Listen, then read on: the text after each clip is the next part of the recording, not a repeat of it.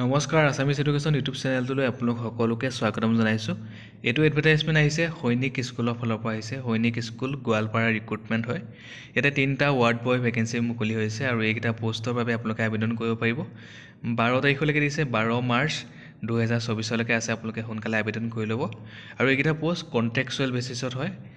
পষ্টটোৰ নাম হৈছে name of post ward boy, ঠিক আছে। আৰু নাম্বাৰ পষ্ট 3টা আছে ইউআৰৰ কাৰণে, জেনেৰেলখিনিৰ কাৰণে আছে।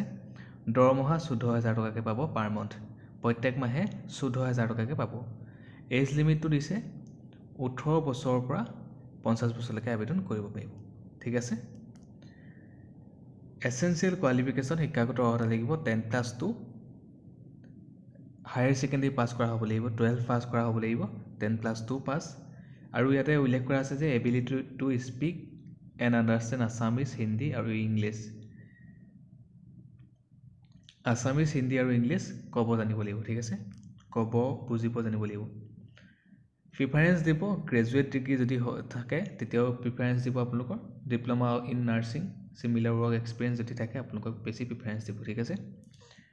আৰু এইকেইটা বস্তুৰ বাবে আপোনালোকে চেণ্ড কৰিব লাগিব আপোনালোকৰ ডকুমেণ্ট সহ এইটো এড্ৰেছত পঠিয়াব লাগিব, ঠিক আছে। এইটো আপোনালোকে এড্ৰেছটো এবাৰ চাই লওক। দ্য প্ৰিন্সিপাল সৈনিক school Goalpara, PO Rajapara, district Goalpara, Assam. Pin নম্বৰটো হৈছে 783133। এইটো এড্ৰেছত আপোনালোকে পঠাব লাগিব। আৰু আপোনালোকে যোনটো এনভেলপ থাকিব তাতে আপোনালোকে লিখি দিব লাগিব application for the post of ward boy contractual.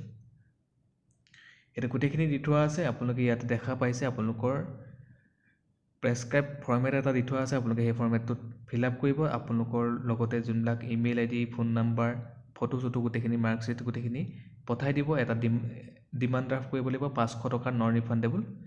আৰু এতিয়া গোটেইখিনি দি থোৱা আছে, কোডবিলাকো দি থোৱা আছে, আপোনালোকে চাই ল'ব। মই ডেছক্ৰিপশ্যনত যোনটো অফিচিয়েল এডভাৰটাইজমেণ্ট হয় দি থোৱা আছে, লগতে যোনটো অফিচিয়েল ৱেবছাইট হয় গোটেইখিনি মই ডেছক্ৰিপশ্যনত দি থৈছোঁ। আপোনালোকে ধুনীয়াকৈ এবাৰ চাই ল'ব। যদি আপোনালোকৰ কিবা প্ৰব্লেম হয় আপোনালোকে কমেণ্ট কৰি সুধিব। ধন্যবাদ।